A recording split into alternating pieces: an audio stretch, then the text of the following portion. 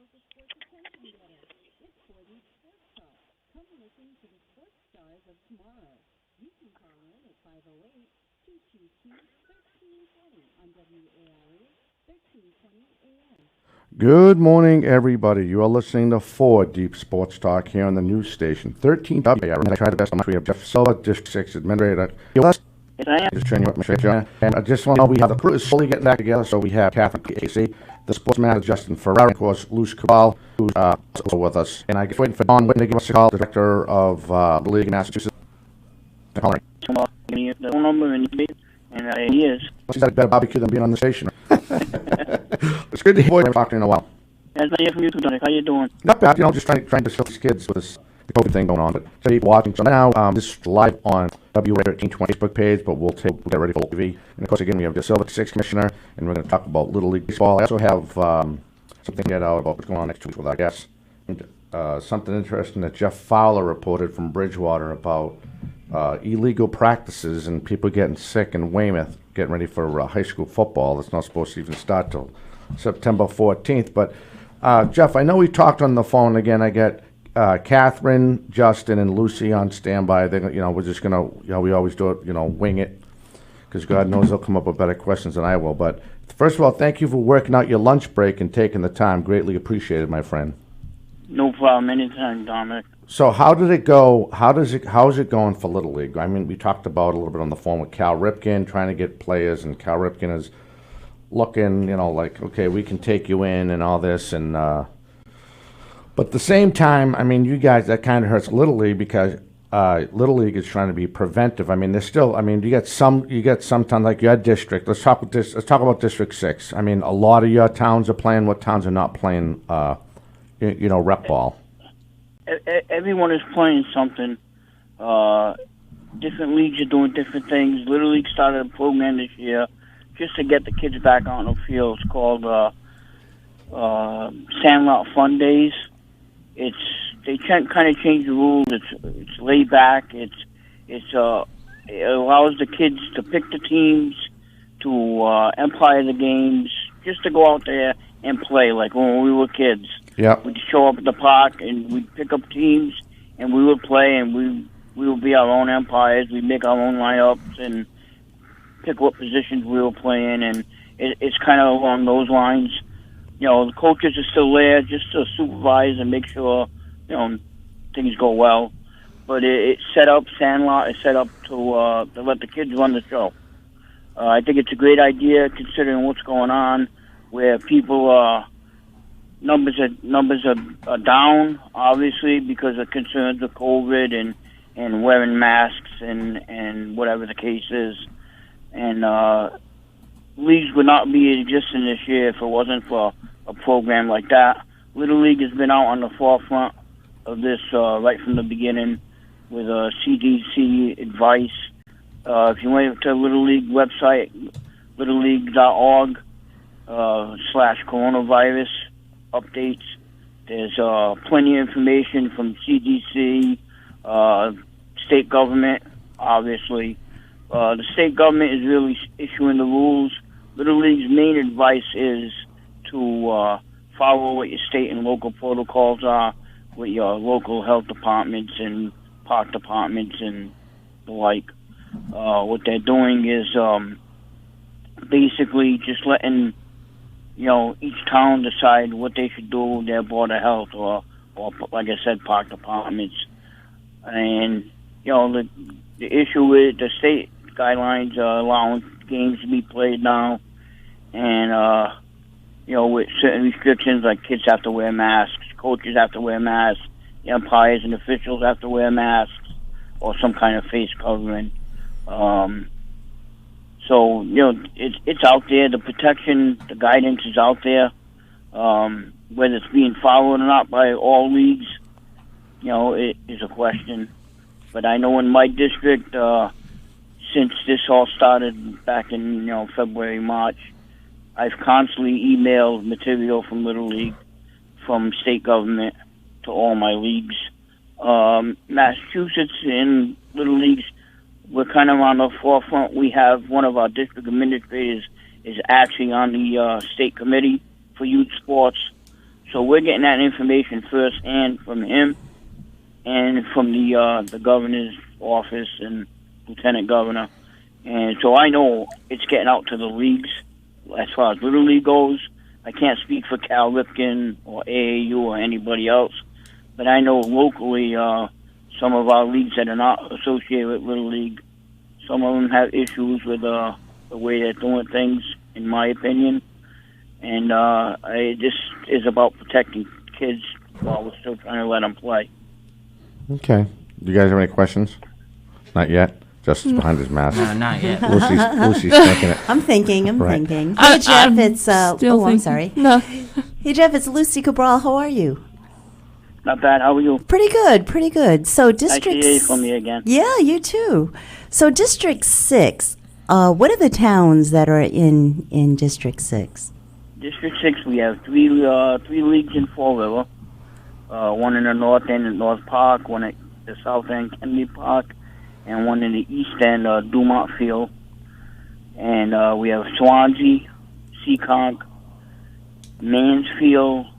In Mansfield's two leagues. There's the Little League, and there's Little League softball for girls, and it's a girls' league. We have I mentioned Seekonk, Taunton East and Taunton West, and we have a new league in Norton this year. Unfortunately, it's their first year, and Oh, they my. haven't actually got to Oh, play that's tough. actual Little League games. But Jim England is the president there in Norton, and all this is new to him, and I've been working with him, and we're definitely have some kind of program, as all the leagues in District 6 are. We have the 10 leagues that we have, whether it's just playing, as an example, right now Norton is only doing some clinics for the kids, different age groups, different clinics, and they're waiting until the fall to actually maybe do fall ball and actually play some games. Every other league, I believe, has started up in some format. Can't really say that they're playing actual league games within. They are playing league games within their own league, but as far as tournaments go, Little League International, right from I would say at the beginning of June, end of May, Little League cancel Little League World Series and all regional tournaments. Right. And the state of Massachusetts, the District Administrators Association, followed through with that. So there's no state championships this year, no sectional championships. And it's been left up to the individual districts if they still want to play some type of district tournament. In District 6, we're not going to play any district tournaments this year because of COVID, and it's kind of tough to play district all-star tournaments when you really haven't played a regular season Right. per se. So we decided that this year we're gonna put the tournaments on hold. Hopefully by next spring we'll be back in full gear. But it's been a tough year. I'm sure. So aside from Little League, are there any other leagues, like you mentioned the Sandlot League, or is that just a pickup separate entity from Little League? It's actually a Little League program they started this year Oh. to replace, just to get the kids back on the field, Yep. doing something. They've been cooped up for months at home, and it's very tough that Little League has been around for almost 80 years. Right. And it's tough to say we're not going to have any type of season. So the powers that be at Little League International came up with this program, the Sandlot program, where the kids, to keep it short and sweet, the kids basically run the league. They pick the teams, they umpire the games, it's run their way. They don't have to wear uniforms if they choose not to. Mm-hmm. And it's a program run by the kids with obviously the adult supervision. Right. So it's But not it's as just basically competitive, so to speak. It's no. actually It's bringing in the fun of playing ball. and that's what exactly that's what it's about. It's based on letting the kids just get out there and have some fun. Yeah. There you go. Hey, a quick question. And that information could be found at littleleague.org. Right, Okay. right. Little League came out with it. Also came out a few months ago with a 2020 Little League season redemption guide. It's about 42 pages long. I have it in front of me. Jeepers, And grow. Right. just to you know, to keep everybody on the safe side, it has information in it from CDC, from insurance coverage and cancel insurance coverage if your league's not going to play anything. But Little League stance was right from the get-go. Don't cancel anything, especially your insurance, because it's too hard to get back. But so they and while they were formulating this plan and formulating the Sandlot and things like that. Okay. I mean, they're still trying to run like T-Mobile sponsored home run derbies. Just roughly looking at the guy quickly, you know, resumption of play, Sandlot fun days, tournament opportunities and special games. There's all kinds of best practices on organizing the players and keeping the parents safe and keeping them organized. And there's a whole section that Little League has gotten from leagues or parents through email or whatever, frequently asked questions on and things. And it's quite a lengthy guide, but it's loaded with information. Every league was, I know in my district, when I got this information, I sent it out personally and emailed it to every league president. So every league has this, or they should have it. I hope they're referring to it. And It's a lot of reading. Yeah. Well, there's a lot of guidelines in there, I guess. I mean, we've never been faced with this situation before. Right. And obviously it's you know, just serious concerns, you know, it's Absolutely. like that. And Little League goal is to keep everybody safe. It always has been. Yeah. Mhm. So, you know, like I said, Little League's always been on the forefront of safety equipment and stuff. And again, I think, and not because I'm a Little League guy, but from what I've seen on other websites, if you really want detailed information, littleleague.org is the place to go for that information as far as keeping the kids safe. And every league at this time, I know part of the guidelines is hand sanitizer, wiping down equipment after every use. So if Johnny uses the helmet and the next batter doesn't have his own helmet, that helmet has to be wiped down with disinfectant or whatever, wipes, and so it's sanitized. Everything is, to keep everybody safe. Very good. Hey, Jeff, we're going to take our first break. Can we hold on to you? Yep. All right, we will step away waiting for Don Whitman, State Director of Massachusetts for Little League. We are speaking to Jeff Sylvia, District 6 Commissioner. I also have a question. Nate Rollins, who helps us out in the Whitman-Hanson, East Bridgewater area, had a question for you as he's driving over to Channel 7. We'll come back with that question. We'll be back with more right after this.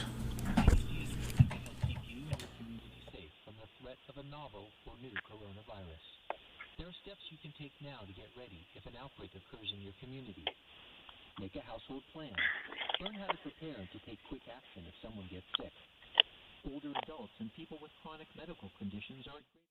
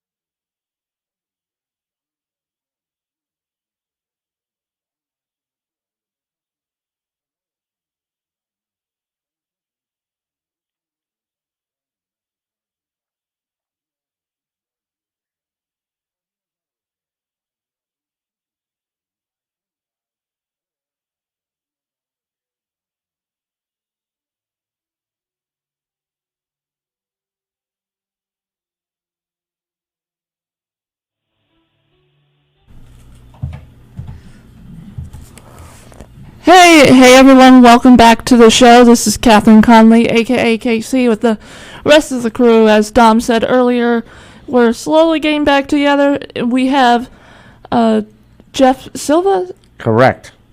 and Dom Whitman. Don Whitman. We're waiting for Don Whitman. Waiting for the state director to call in, but we still have Jeff on the line. All right, Jeff, so here's the question. I'm going to ad-lib this. This is from Nate Rollins again. He helps us out in the Whitman, Hanson, East Bridgewater area with high school and youth sports. So he wants to know, basically the question is, do you have any concerns about the COVID? I think everybody has the same concerns. As far as Little League goes, and school sports, the guidance is what it is. The masks, the hand sanitizer, washing hands frequently. Everything's the same. Some of the steps that cities and towns are taking, and along with Little League's advice, no concession stands that I'm aware of are open. It may vary from town to town, but for the most part, most of them. Concession stands are not open, and that's going along with the state and local protocols. Like I said, one town may allow the concession stands to be open, another one doesn't. I think everybody is on the side of caution, and as they should be. It's about getting the kids back out on the field to play, but doing it in a safe manner. I'm also involved with high school sports and have been for years, and it was a tough spring, with no high school sports, especially for the seniors who are graduating and playing their last years, their last opportunity to win a league or a state championship or go to the tournament. It's understandable. It's a tough thing to swallow, but I think whether it's the MIA or Little League or the state or cities and towns are looking at this very seriously, and at the same time understand that we want to get the kids back out there. They want to be out there, but we got to do it in a safe manner that is not going to put anybody in jeopardy. As an example, Little League's guidance is social distancing, 6 feet apart in the dugouts. Most dugouts should be only put 6 feet apart. You're only going to be able to fit 4 or 5 kids. But when you got 13 on the team, what do you do?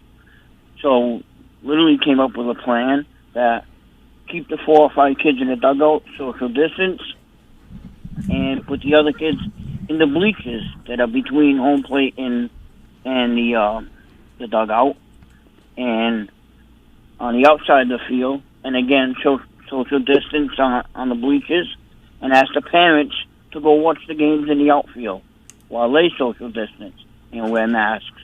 So, it's not just about getting the kids out there to play, it's about doing it in a safe manner. No, you're right. One quick thing I wanted to mention is, as I checked the WARA Facebook page where we're streaming live now from, John Patello is trying to get I think he's trying to get a free cheeseburger or a hot dog. He said as a league president, Jeff has done a great job emailing all of us watching over our leagues and making sure that we all do the right thing. Thanks, Jeff. Hey, that was pretty cool. I thought that was really nice that he mentioned that. I appreciate it. I got to say, the league presidents in my district, 99.9% of them are very cooperative and very responsive to the emails, the texts, the phone calls. I think I've made more phone calls and texts than any other year. Trying to make sure everybody's on the same page and trying to make sure that we're doing everything right in District 6. Right. To protect everyone, not only the kids, but coaches, umpires, parents, fans, make sure everybody follows the protocols. It's been tough. Oh, yeah. You get the pushback with something new, and people don't like change. Right. But, I was just going to ask about that. Like, what kind of pushback are you hearing from parents or players or anyone out there? I mean, I don't want to put this the wrong way, but some people are just stubborn. Right. They're adults. Mm-hmm. A coach or a league official shouldn't have to explain to you that no, you can't sit in the bleachers because we need that to put the kids there to keep them safe. Right. And at the same time, we're trying to keep you safe, and keep you away from the kids and keep them safe. And some people just don't, whether it's being stubborn or I don't know how, but it's a way to put it. Yeah.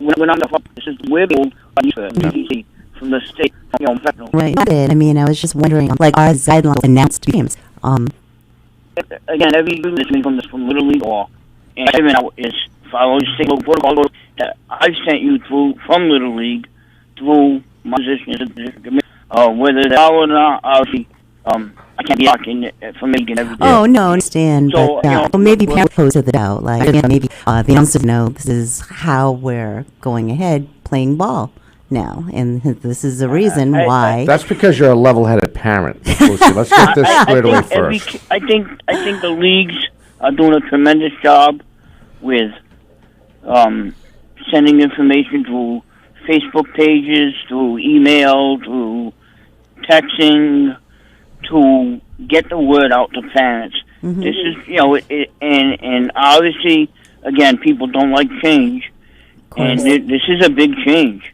Oh yeah, and it's in some cases it's hard for them to accept it. I mean, the biggest issue I'm seeing right now with leagues are numbers. We've had kids sign up. Some leagues have signed up in the fall. Some leagues do it in the January, February, and all that was put on hold till we got further guidance. Right. Once we got the further guidance and we went forward, the contact has been made, and people signed up. And then when they found out they had to wear masks, oh yeah, that's it. That changed everything. Yeah, I've heard more stories about kids not playing because, or whether it's a parent's decision or a kid's decision, and I believe the parents are more influential in this case, that they're not going to wear masks. How are they going to run with a mask when it's 90 degrees out? Well, and I hate to sound terrible about it, but it's a summer sport. It's baseball. Right. Baseball's played in the summer. It's hot in the summer. I have no other way to explain that. Yeah, right. And the guidance is they have to wear some type of face covering or a mask. If they don't, I'm sorry, but they're not allowed to play. Mm. So people are pulling their kids out. Yeah, no, I heard that, and I've also seen people getting kicked out of ballparks, over in Taunton because the presidents and their board members are trying to keep these kids safe, and you got parents not wearing masks. They just think they're they're above it, and all it takes is for that guy to get sick and bring it home, and that's the reality of it. But on a lighter note, I wanted to share something with you. So one of my other reporters just texted in, he'll go unnamed. He said, wow, this guy can really talk. I wouldn't want to meet him at a grocery store. Wait a minute. Yeah, we've had some Right? We've had some monkey conversations in the past, Dominic. Yes, we have. All because of me. I started. I'll be the first one to admit it. I'm the one that starts the trouble. And then you just fill me in with the right info. So so at first, let's do a little history if we can. And you mentioned all the different. You were awesome like you always are. Let me just hold this so I don't lose this spot on a time frame. I was just doing a little engineering for a minute. So anyway, let's go back. Or maybe we'll do it when we come back from our break, and we'll talk about when you first found out how Little League approached how the state director approached you and all that, because there's a lot of stuff, and I mention this every time when we talk about the regular brackets when when the tournaments start. This is unprecedented what we're going through right now, and you guys are doing a great job trying to keep the kids on the ball field. Like you said, you speak highly about your directors and this, and their board members in their different towns. But it all started at one thing, and I just thought it'd be cool if you could start it and just educate us on how it all fell out. Because from our side of the fence, we just said to Governor Mass to say, hey, we're going to shut down the state, la da da, but didn't really hear how it played out in Little League, even though you touched a little bit on it. Does that make sense, I guess? Yeah. So we're going to take our break here in about, we can still hold on to you, I hope. Yep, I'm not going anywhere. Good, good, good. I'm glad you changed your lunch around. I guess I owe you something from that next time I see you. But still waiting for Don Whitman, the state director. When we come back from break, the sports master who's yawning in the corner with his Patriots mask on. Him and I are going to give you a rundown of everybody listening and watching of week one of the supposedly high school football schedule that we think that we got online. So we'll let people know about that. I personally, I don't know if you probably didn't listen last week, Jeff, but I was really against, and I love you know me. I've been coaching freshman football for a while, and I'm just think it's so crazy without having any, having these kids play these fall sports. As much as I want to go out and cover them, I just think it's nuts. I agree with you. I'm a high school soccer official, and that's what I do in the fall. And I've been doing it for years. I love being out there officiating, whether it's soccer, basketball, baseball, and coaching, and in my position with Little League. I think it's absolutely insane how you're going to put these kids in school, first of all, aside from the sports aspect of it. Yeah. How are you going to put these kids in school? Okay, and if you find a way to do that, now how are you going to play these contact sports? Exactly. Football, soccer, they run into each other. Sure. And obviously there's going to be contact. This disease has to do with contact. Right. So how can you play these sports? I don't get it. And I'll give you an example. I just recently paid my association dues to the soccer officials. With the plan that if there is no spring sports and we don't referee soccer, they're just going to apply that money to next year's dues, which is fine. I have no problem with that, and that's the way it should be. It's crazy to try and reinvent the wheel and start refunding this and that, and some people may need the money for a refund, and that's fine. Right. Just let's move on, but make a decision. Moving it back to September 14th, I think it's just, prolonging the inevitable. Right. I don't think there's going to be any fall sports, to be perfectly honest with you. I don't see it happening. No, that's fine. I just thought I'd run that by you. So we're going to take a second break. We'll come back. Nate Rollins is reporting in. He has another question about sign-ups. We'll get to that, too, when we get back. You are listening to 4 Deep Sports Talk here on the news station, 1320 AM WARA, and we are on the Facebook page, WARA 1320. We'll be back with more right after this. Increases your chances of getting and spreading COVID-19.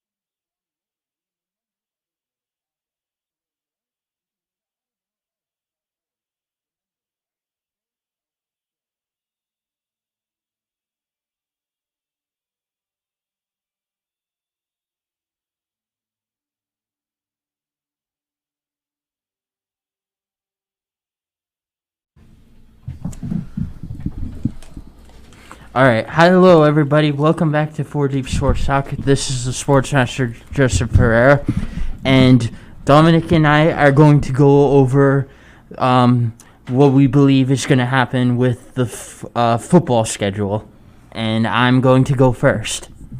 So, for week 1,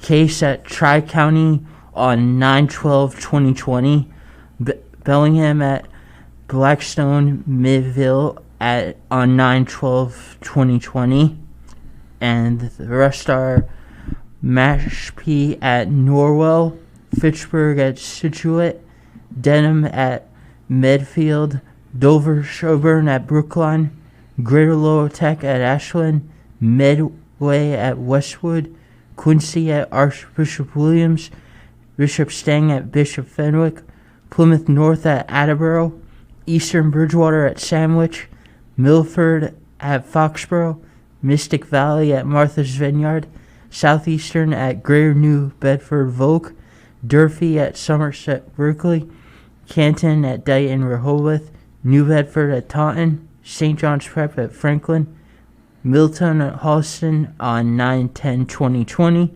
Sharon at Norton, Roxbury Prep at Millis, King Philip at North Attleboro, Noship at Bishop VM.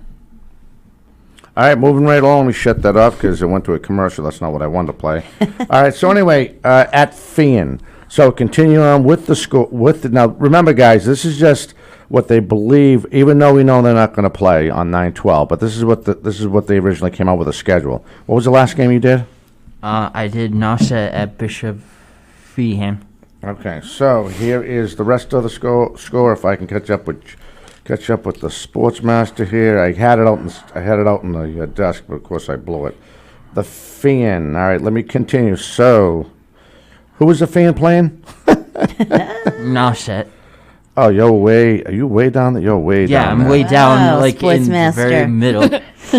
Okay, so I have Pentucket Regional at Abington, Randolph at Cardinal Spellman, Walpole at Framingham, North Quincy at Silver Lake, and we have West Bridgewater at Nantucket, Rockland at Cohasset, Oliver Rames at Norwood. It says 9/12. Again, now remember, these are just what we believe what the schedule is going to finish, what the schedule is going to look like. So, continuing on, Bourne at Upper Cape Tech, Wayland at Hopkinton, Whitman Hanson, Hanover, Stoughton at Mansfield, Catholic Memorial at St. John's, Shrewsbury, Dartmouth at Old Rochester, Monomoy at Atlantis Charter, Duxbury at Bridgewater Raynham. That always happens every year. And Arlington Catholic. Well, we're not going to cover that one because that's too far north. But anyway, those are the schedules that we believe are supposed to happen on week 1. It's probably not going to happen.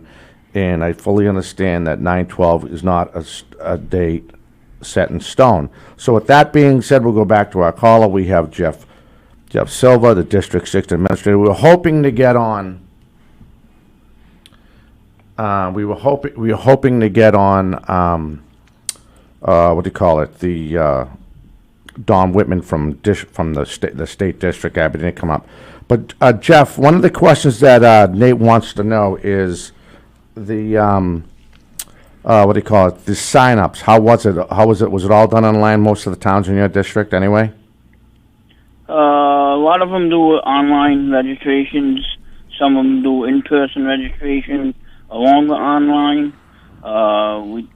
They do it several ways to try and reach out to as many kids as possible. It certainly was affected this year by the COVID virus. Things had to be shut down. The ones who do both online and in person, the in person usually takes place in early spring, late February, early March, and that's when things were being shut down, and so everything was put on hold. When they got the word that they could continue and do it again, they went back to the same system and try to sign up and reach out to as many kids as possible.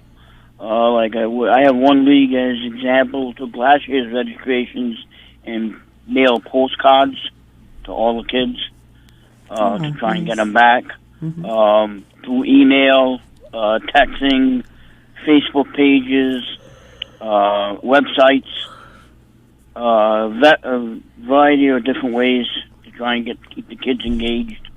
There was actually one league that the president of the league would be at the field in 2 or 3 nights a week for a few hours a night. Probably was there a total of 20, 30 hours over a month's time, waiting for kids to show up. And it certainly affected registrations and the way they did things. But again, we tried to get as many kids engaged as possible throughout the whole district. How successful that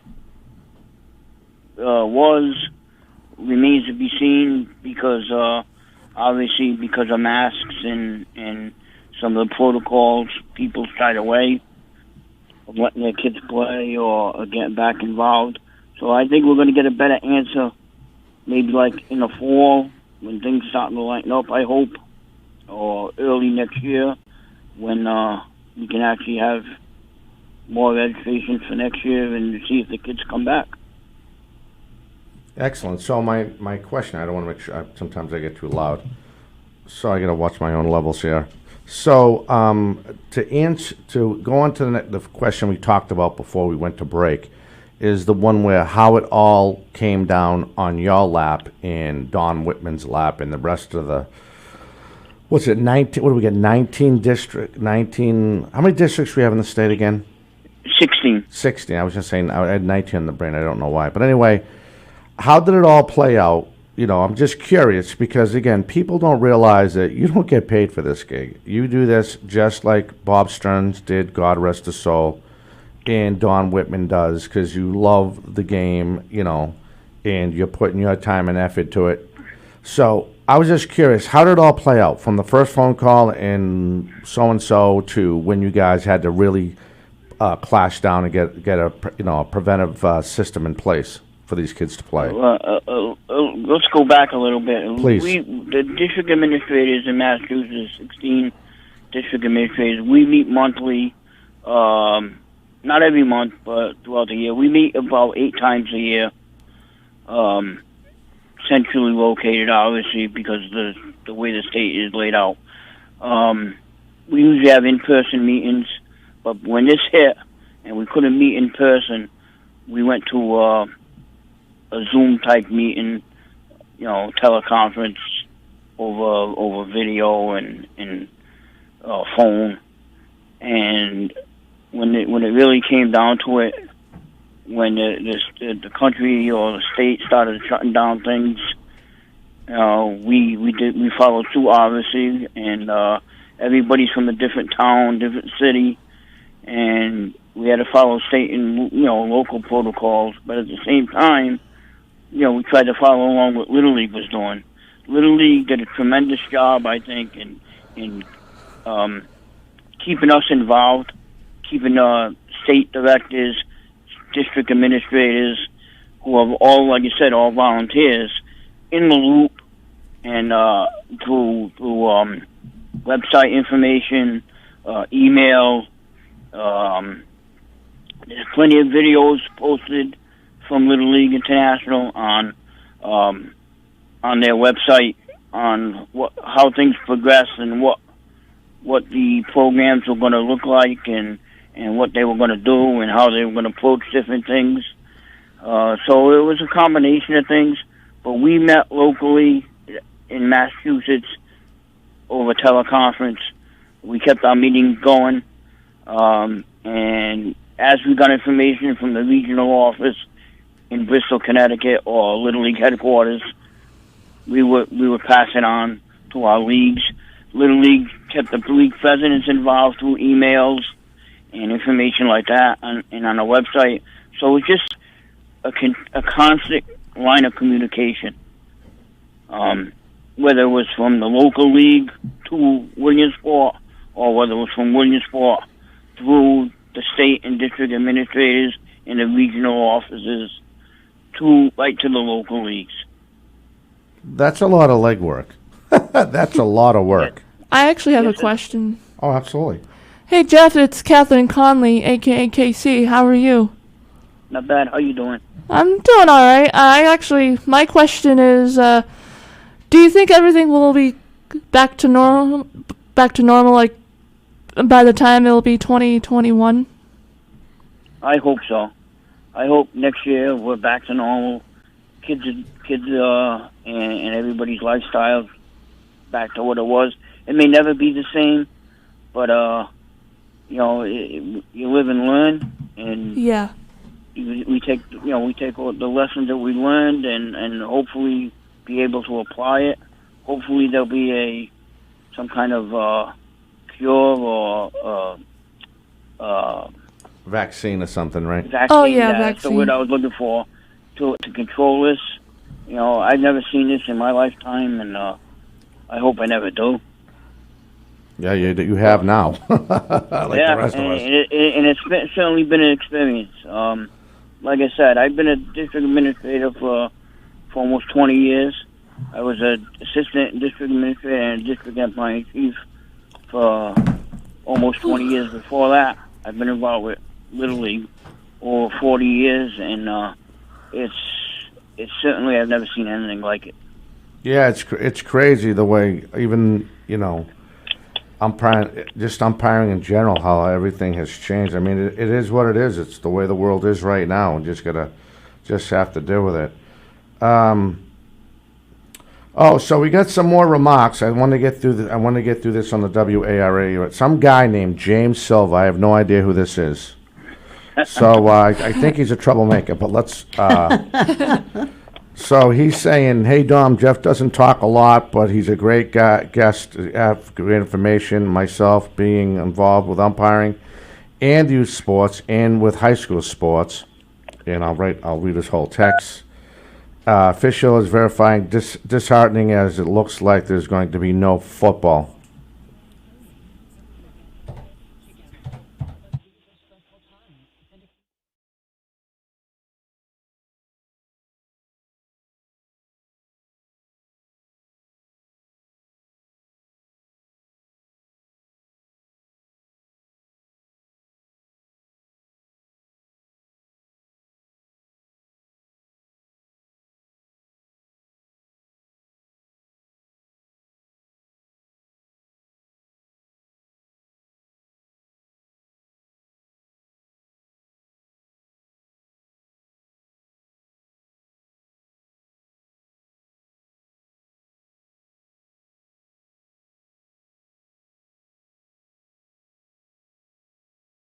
Together and living as fully as possible, feel free to contact Community DNA Hospice at 508-222-0118. You can also visit communitydna.com for more information. No word in the English language is less convincing than probably. Are you sure this is a watching opportunity?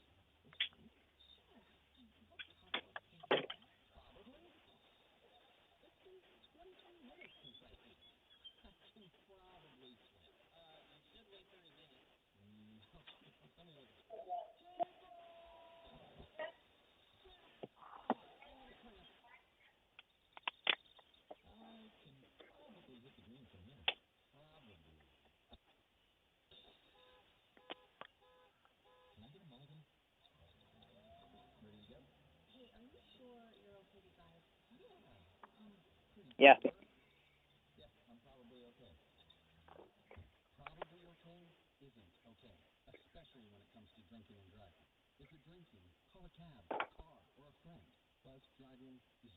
Definitely on my ear. Yeah. Commercial right now. Hey, welcome back. You are listening to 4 Deep Sports Talk here on the news station, 1320 AM, WARA, and online, all one word, 4deepsportstalk.com. I apologize if I'm too loud. I'm actually looking at the meter a lot better than I am. We have Jeff Silver from District 6, so Don Whitman, we're gonna have to send him a text or maybe tie a string in his finger next time, Jeff. I don't know. Yeah, I know what happened to him. Like I said, I talked to him yesterday and texted him the phone number, so I don't know what happened, but I apologize for that. No worries. Just to continue on with your troublemaking brother. No, I'm only kidding. He's a good guy. No, Jim knows I'm only kidding. Talked about how you did great. I'll just reread it again. Reread it again. Hey, Dom, Jeff does a great job talking a lot, but he's a great guest, great information, which you already knew. James, myself being involved with umpiring in youth sports, also with high school sports as an official, is very disheartening as it looks like there's not going to be football. Then he continues on, talking to the best case scenario, starting camp is September 14th, or about starting the season around October 1st. And then he finishes up, and there's talk also about officials using electronic whistles, for officials if they have to wear masks for covering. Well, that's pretty interesting. Electronic whistles? Yeah. How does that work? And yes, Dom, I'm a troublemaker. I've never seen that one. Did you hear that? I He's a actually troublemaker. got a thing. Sounds an email interesting. From a company who's selling those, Yeah. and I don't know if we're gonna have to use them in soccer too, but that's kind of weird to me. To be honest with you. Right? So- What are you humming it? Right. So I don't know if you guys caught the end of it. So Jim says, and yes, Dom, I'm a troublemaker. Laugh out loud. Great show. So I just gave him a thumbs up off the Facebook page.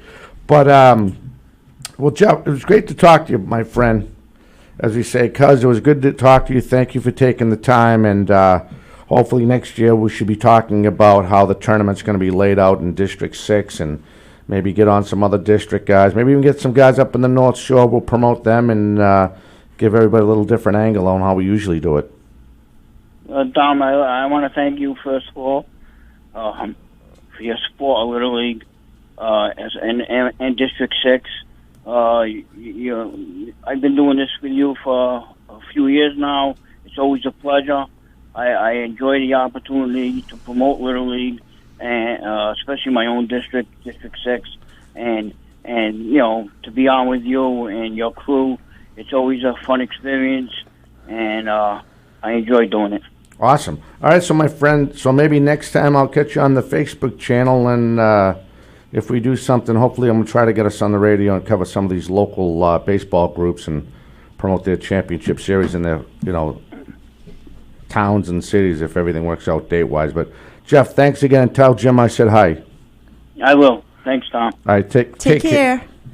Take care, everybody. Thanks, you too. All right, that's Jeff Silva checking in from District 6. We didn't get Don Whitman, but it also worked out pretty good because now we have 7 minutes, and I'm trying to get the sports master to say a couple things because he's over there in his own corner. He knows I'm only picking on him. But, What do you want me to say? I don't know. Well, I want to say I really love these new T-shirts. They came out good, didn't they? Yeah, they're so cool, it's a yeah. great logo. I love the colors. Thank you, Dom. Oh, you're welcome. Well, you too, because I did ask you to.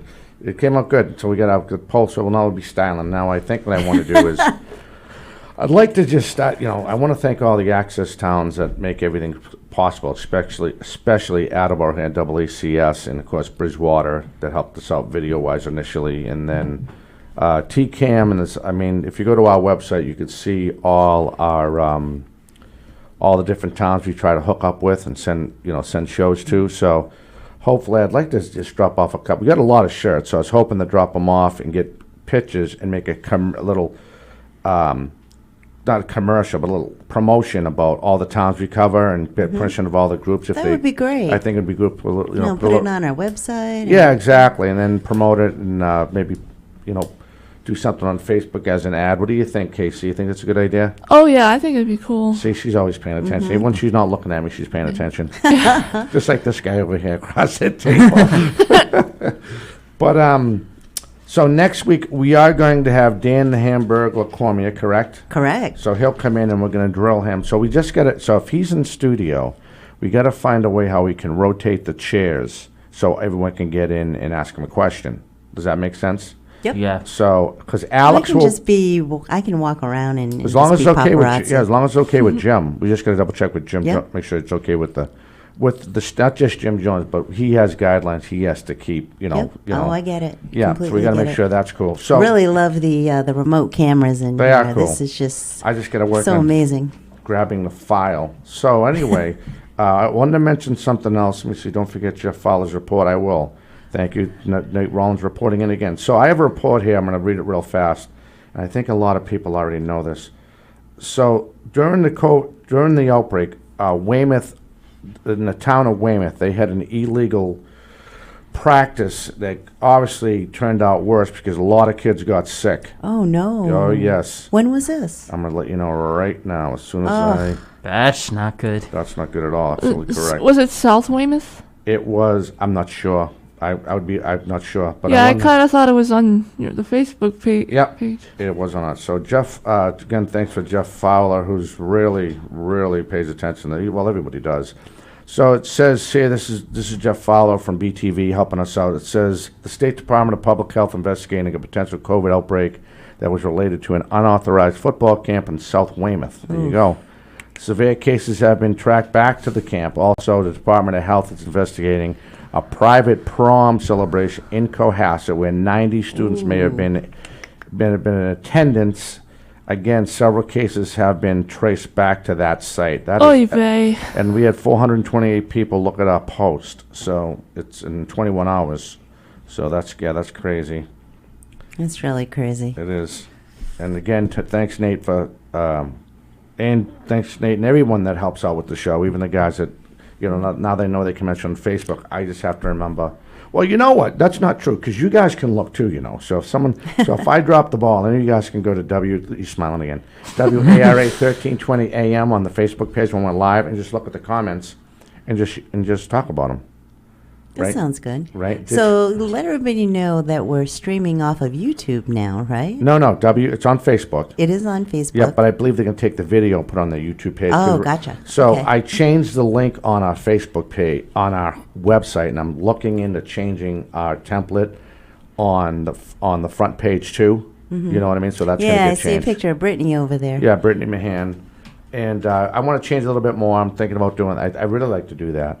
But now when you hit the Facebook link, it takes you here to WARA, which works out perfect on Saturday.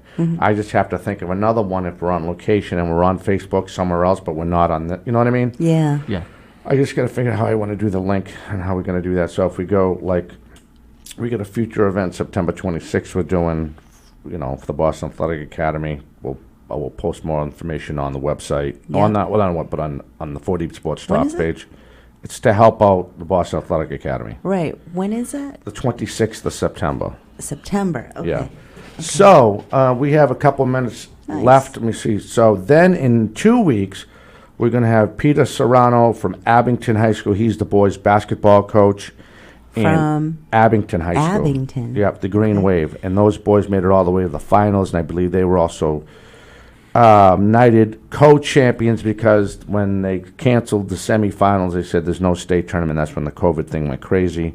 So we're hoping to have him on, and I figure 2 weeks you can get one of his graduating seniors on that played, and we can have a three-way call, and we all can ask him questions about that and stuff like that. So that's some of the things we have going on. And it's funny because Don Whitman, and I was speaking Peter, the head coach over at Abington High School. Don Whitman, not only is he the president, we got to get going because I'm sitting here rambling on and I'm going to miss the cue. So I'm not going to do that. All right, so for Luce Cabral, Sportsmaster Justin Ferreira, Catherine Conley, a.k.a. KC, we will talk to you next time. Everyone have a fantastic weekend. If I can cue this music before we go to the ID. Boom. And here we go. Everyone have a great weekend.